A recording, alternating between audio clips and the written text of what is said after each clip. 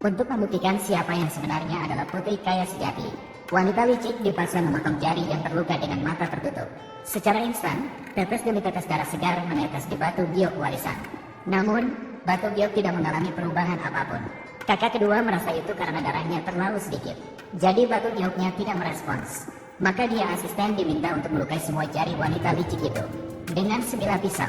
Namun, batu giok tetap tidak berubah. Namun, kakak kedua di sampingnya tidak kecewa, malah tersenyum licik. Ternyata, mereka bertiga sudah menemukan adik perempuan mereka. Namun, adik perempuan mereka mengalami kecelakaan mobil dan kehilangan semua kenangan tentang mereka, sehingga tidak mengenali mereka. Namun, mereka tetap bangga pada adik perempuan mereka, karena dia berhasil dengan usahanya sendiri. Bahkan pada usia muda, dia sudah bisa menghasilkan uang dengan menjual bunga dan membeli sebuah villa seluas 1000 meter persegi. Setelah ketiga kakak beradik mengetahui hal ini, mereka bahkan meminta asisten untuk mengirim sejumlah barang berharga kepada adik perempuan tersebut, ingin mengganti adiknya dengan materi.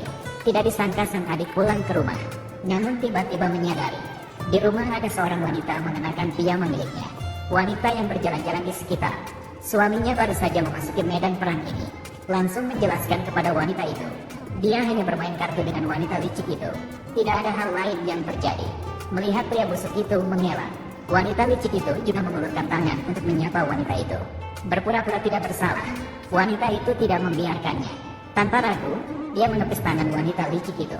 Tidak ingin berhenti sampai di situ. Wanita licik itu malah langsung berbaring di pangkuan suaminya. Sang suami sangat terpesona dengan trik wanita licik itu. Dia langsung mendekati dan mendorong istrinya ke lantai, membalas dendam untuk wanita licik itu. Wanita itu tidak menyangka dia selalu dijadikan kuda oleh pria itu, namun malah diperlakukan seperti ini olehnya. Dia ingin suaminya memberikan penjelasan yang masuk akal, namun suaminya justru terlihat sangat tidak sabar. Dia langsung mengatakan ingin bercerai dengannya. Wanita itu terdiam saat mendengarnya. Sementara itu, mertua masuk ke dalam ruangan dengan sekelompok saudara perempuan. Wanita itu melihat mertuanya datang, jadi dia langsung memiliki keberanian.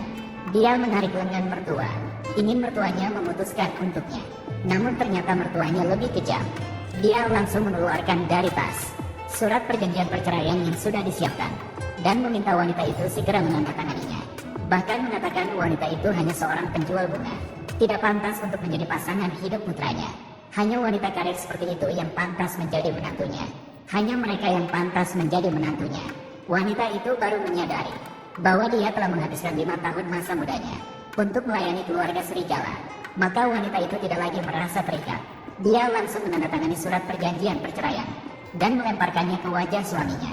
Kemudian meminta sertifikat rumah kepada suaminya.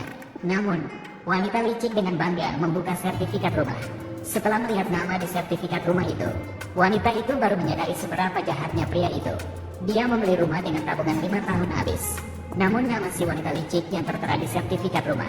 Wanita yang melihat adegan ini kehilangan kendali sepenuhnya. Dia langsung menyerang wanita licik itu. Siapa sangka suaminya berdiri di depan wanita licik itu, langsung mendorong wanita itu hingga terjatuh. Suara saat kepala wanita itu bersentuhan dengan lantai. Seluruh ruang tamu bisa mendengarnya. Namun wanita itu mendapat keberuntungan dari bencana. Tiba-tiba itu mengembalikan ingatan masa lalu.